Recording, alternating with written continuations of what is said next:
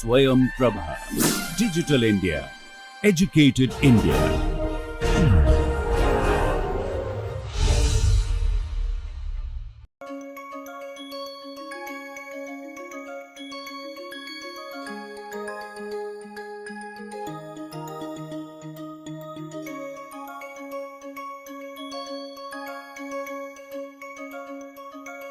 If you have understood octahedral, octahedral splitting, you should be able to understand tetrahedral. But of course, the problem being it's tetrahedral, the angles are different. Octahedral, good thing it was, on dz square you have one orbital clearly and the ligands are coming from there. dxy, x and y direction ligands are coming directly. But in tetrahedral you see the orbitals in somewhere, the ligands are coming from somewhere. It's not like head-on collision.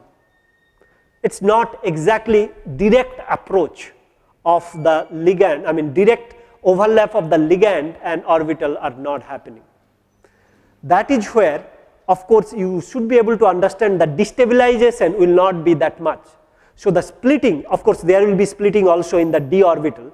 Splitting extent to which the splitting will occur will not be too much, because in octahedral it's a head-on collision, bang. In tetrahedral it's going to be side-on, just touching and going, almost kissing and running away, right? So that is where you will see in tetrahedral you will never have any low spin configuration, means the extent of separation between T and E, or in this case we don't say T2G and EG, we say T2 and E, okay, same dxy, dyz, dxz is T2, E not EG, E is dx2y2, dz2, okay, will come. Since octahedral we are saying that of course 6 of the ligands are approaching. In tetrahedral, only 4 of them are approaching. In octahedral, it's a head-on collision. In tetrahedral, it is just sidewise, you can say, or very little collision, very little good overlap. The repulsion from the ligand or ligand electron will not be able to repel the metal electron that efficiently as you see in the octahedral case. So the splitting, the repulsion is that splitting is nothing but difference between E and T2, whatever we were saying. This 3 orbital versus 2 orbital splitting, the distance. So that is never going to be too high. If it is not too high, if it is always like this, at let's say room temperature, the electron can access all of them. So it is always going to be high spin. We do not have to worry about low spin in tetrahedral case. Only in octahedral case we have to think about low spin and high spin. Okay, clear? The reason is very simple, number of ligands are less, so repulsion is less, 4 versus 6, 4 ligands versus 6 ligands, tetrahedral means 4 ligands, and also the approach of the ligand with respect to the orbital is not going to be direct, it is almost a side approach. Okay, now, so the ligands, as you can see, occupying alternate orbital over here, occupy alternate corner, 1, 2, 3 and 1 in the back, 4 ligands, right? You imagine just methane, CH4, how the hydrogens are with respect to carbon. Imagine carbon is your metal center and 4 hydrogens are your 4 ligand. That's how it is, right? It is not octahedral, it is tetrahedral. So E orbitals we will be calling E orbitals and T2 orbitals, okay. So here they are. In this case, actually I'll say you why it will be. In this case, it is the reverse of octahedral. These are going to be stabilized, dg2 and dx2y2 are going to be stabilized because these orbitals are the ones which will be facing this ligand least. So ligand is here, ligand is there, ligand is there and ligand is here. Can you see the 4 ligands, 4 black dots, strong dots, 1, 2, 3, 4. See the dz square orbital and dx2 orbital, y2 orbital, these two orbitals are facing the ligand least. They are farthest from the ligand. That means the repulsion will be less, or they are the one which is going to be stabilized. If you think about the octahedral, of course from the pre-metal ion everything destabilized, and from there further stabilized and further destabilized, right. Over here the pattern is just opposite. 3 2 was for octahedral, it will be 2 3. T2, sorry, E will be the stabilized one, T2, not T2G mind you, not EG again, E and T2, these are coming from symmetry elements which will not be taught. So it is like this. So these two orbitals are stabilized, these three are destabilized, relatively destabilized. See, once again, these are the 4 ligands, 1, 2, 3, 4. These 4 ligands are, with respect to this, it is more close to the orbitals. These ligands are close to these orbitals more compared to these. You just see, look at the angle, how far they are, you will be able to see it. Okay. It is going to be little bit twisted from octahedral, because octahedral it was clear cut. Tetrahedral you have to see that 109 angle, 109 angle, right. That is the angle between the two, two ligands going to be, right. Now these are the one, these d orbitals are the one which is going to be destabilized compared to these two. That is because they are facing the ligand more efficiently, or their ligand electrons and metal electrons are going to repel each other more strongly because they are coming too close to each other compared to that we see in here. Clear? You see it, it should be fine. Now also, just numerically speaking, you can see that the E orbitals are, of course, 109 angle total if you see the geometry, and it is 2 of them, so it is 54 degree with respect to the center.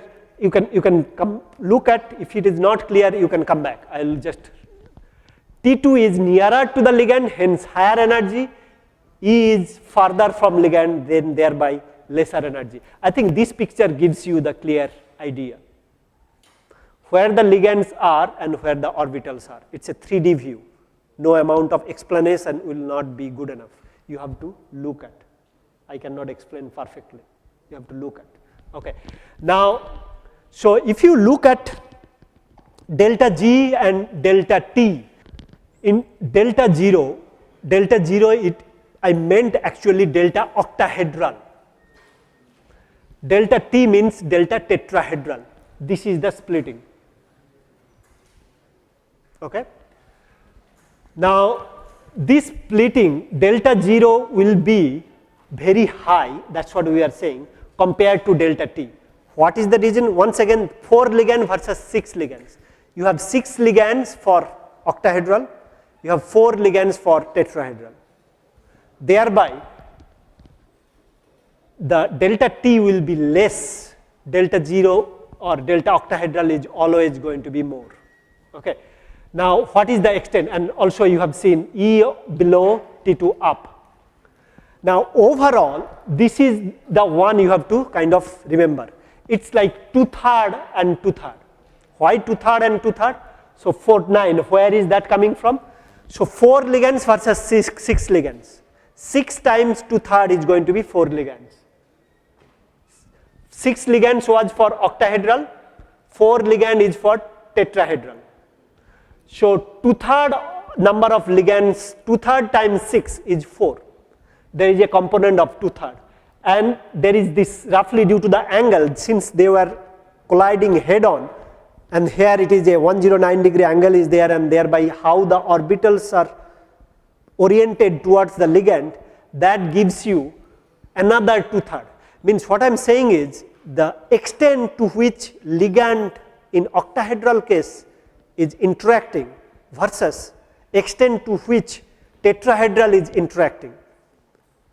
overall that is going to be 4,9 of delta 0. Delta octahedral is always going to be higher compared to delta tetrahedral for a, let's say, given metal complex. You have Ml4, Ml6, same metal, same ligand, everything else, oxidation states stay same. So tetrahedral, that destabilization or the splitting is always going to be less. How less? It is 4,9 times delta 0. Where the 4,9 is coming from? 2/3 times 2/3, 2/3 times 2/3, 2/3 due to the number of ligands, 6 times 2/3 is 4, another 2/3 due to the angle of approach, how it is coming. Okay, anyway, that's what I was trying to tell. All tetrahedral complexes are high spin because the splitting is less. Understood? Octahedral and tetrahedral completely different scenario. T2G lower, EG up. Here E not EG, okay? E lower, T2 up. That's all you need to know. Now let's go.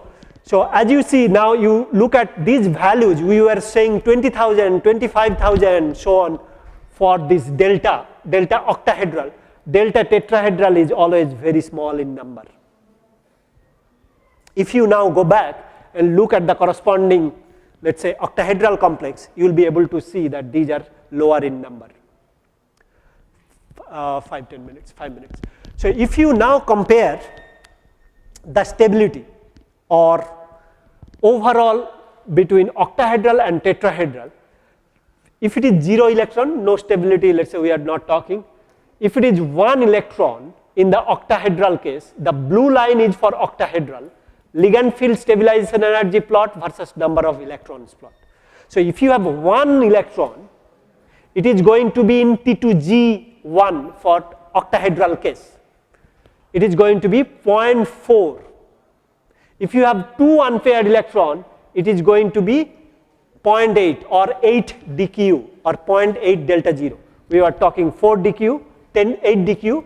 If it is 3, it is 12 or 1.2 delta 0. Similarly, you can start putting for tetrahedral. Tetrahedral, it is E1, not T. E1, E2. E1 is going to be 6 delta T. If that 6 delta T you multiply by 4,9 of delta 0, which that 4,9 term, you will be able to see that this is the actual difference. This plot actually makes complete sense. 5 unpaired electron. If we are talking all high spin versus high spin. Octahedral high spin, tetrahedral high spin we are comparing. 5 unpaired electron high spin in octahedral means T2G3, EG2, 0, total 0. 3 of them are in here, 2 of them are in here, so 0. In tetrahedral, it is always high spin, E2, T2, 3, right? So it is once again going to be 0.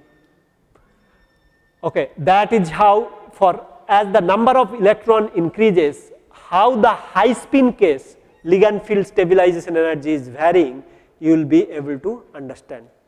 I think we are losing the concentration. I am with you. Just 1 or 2 minutes. I will not take too much. Okay. Now, so let's look at this one. If you understand a little bit of this one, I think I will let you go today. Okay. Anything you pick up, 3 unpaired electron, number of electrons is 3, number of 3 unpaired electrons or 3 electrons, D3 configuration. For octahedral case, it is what? T2G and EG, it is going to be 1, 2, 3, T2G 3 and EG 0. T2G 3 means each of them are having 4 DQ stabilization. So it is going to be minus 12 DQ or minus 1.2 delta 0 or delta octahedral. That's the stabilization energy. Okay? That is over there. Now you talk about tetrahedral. Tetrahedral case, 3 electron, it is going to be E and T2, E2, T2, 1, E2, T2, 1. E2 means 6 plus 6, 12, 12 DQ, stabilization. If it is 3 electrons, 1, 2, 3, it is never going to pair up. Unless there is no option, then it will pair up. It is never high spin, low spin situation. It is always high spin situation. 1, 2, 3. Each of them are 6 delta T, not delta O, delta T. So 2 of them are 12 delta T.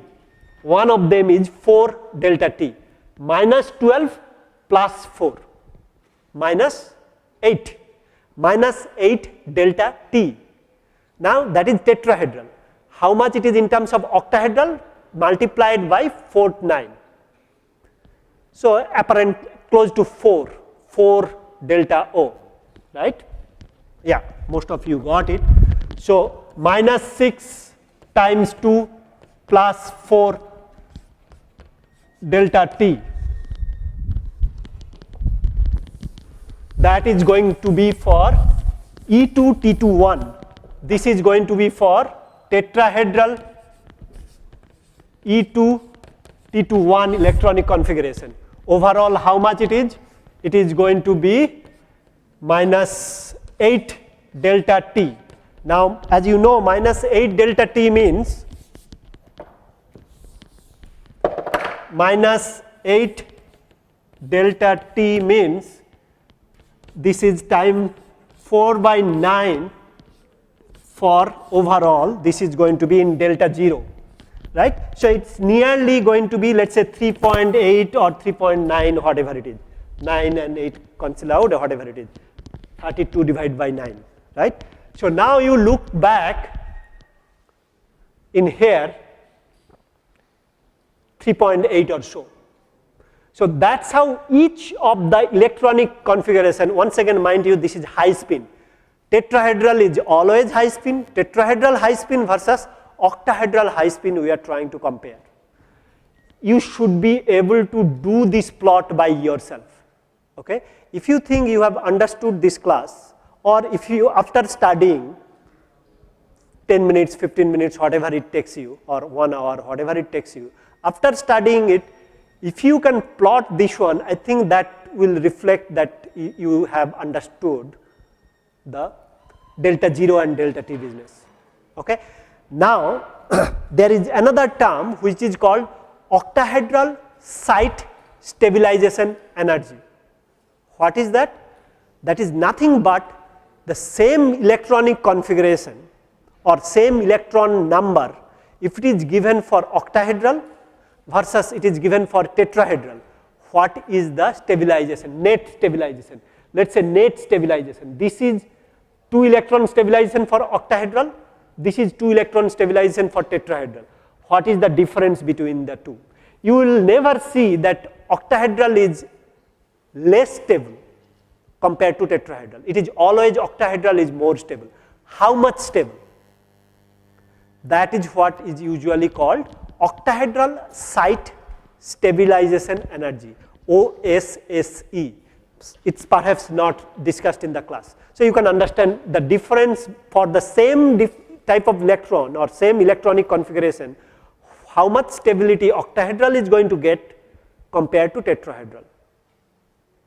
Okay, but mind you, again, this is the comparison between the high spin, tetrahedral high spin, tetrahedral is always high spin, octahedral high spin. But sometimes this octahedral site stabilization energy can differ. Sometimes tetrahedral is more stable if octahedral octahedral, that crystal field stabilization energy becomes less. That can happen if it is, let's say, scenarios will be there where you can have such things. We will discuss those. Okay. So those next topic will be spinel. Normal spinel. Spinels are what? Spinels are nothing but these gems, what you see. Okay. These are different metal oxides with the form AB2O4. magnesium, aluminium, 1 magnesium, 2 aluminium and 4 oxygen. Different of these, the jewels that you see, different rocks, these are nothing but spinel. Spinels are of two types, normal spinel and inverse spinel. This is the only topic that is left for this chapter, coordination complex. So the class is over.